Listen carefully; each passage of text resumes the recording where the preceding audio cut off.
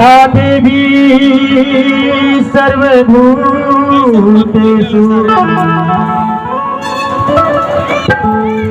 या देवी सर्वभूतेषु मातृरूपेण संस्थिता नमस्तस्यै नमस्तस्यै नमस्तस्यै नमो नमः।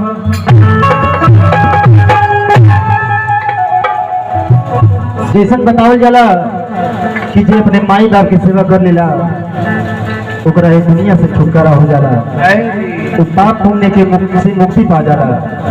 ओकरा तीर्थ ना कैले का काज बा, दान कैले का काज ना बा। ओकरा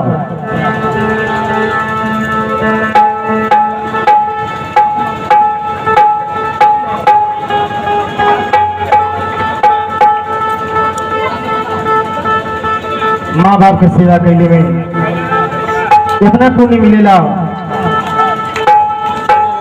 ये घोर कलिकाल चल रहा बटे, एक वो जमाना रहे जे माई के आदेश का पालन करे खातिर 4 गो लाल अपना राज के लाठी से मार के चल गए।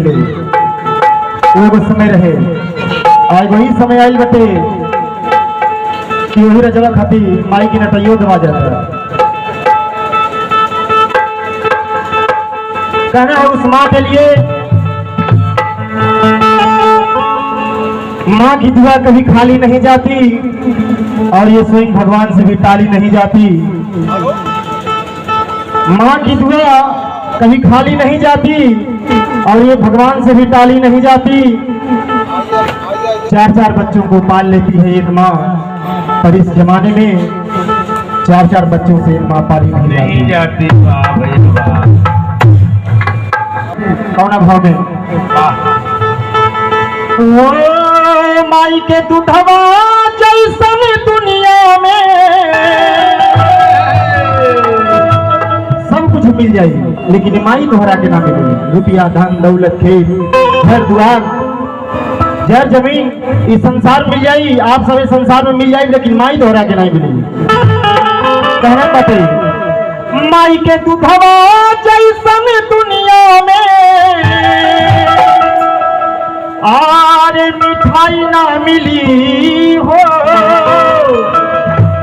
आरे मिठाई ना मिली।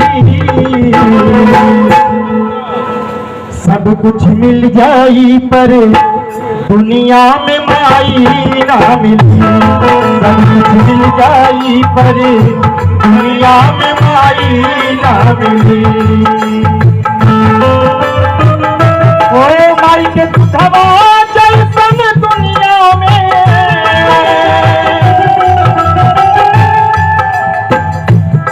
माई के दूधवा जैसन दुनिया में अरे मिठाई ना मिली हो, मिठाई ना मिली। हर कुछ मिल जाई पर दुनिया में माई ना मिली। सब कुछ मिल जाई पर दुनिया में माई ना मिली। देखिए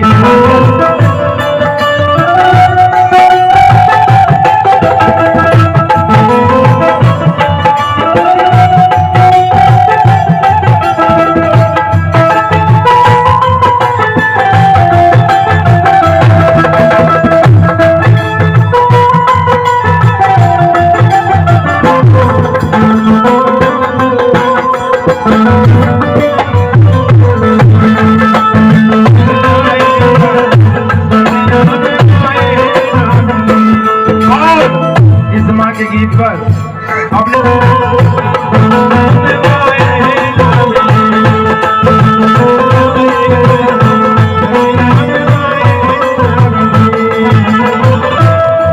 ऐसन दुनिया में कहेई वो भेंट में लेके खेई।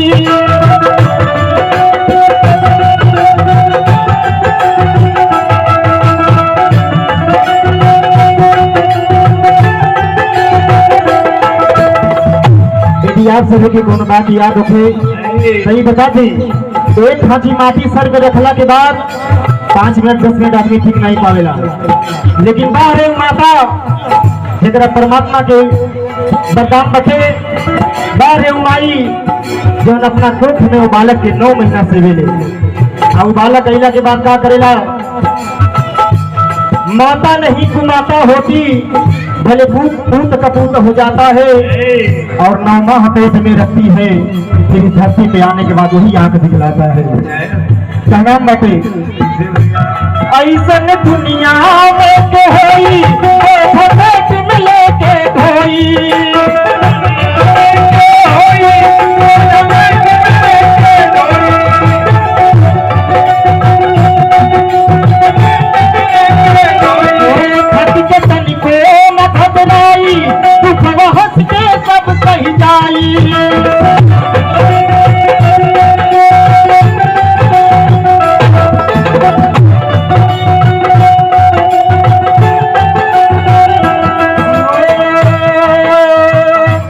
इनसे बढ़हन कौनो दुनिया में,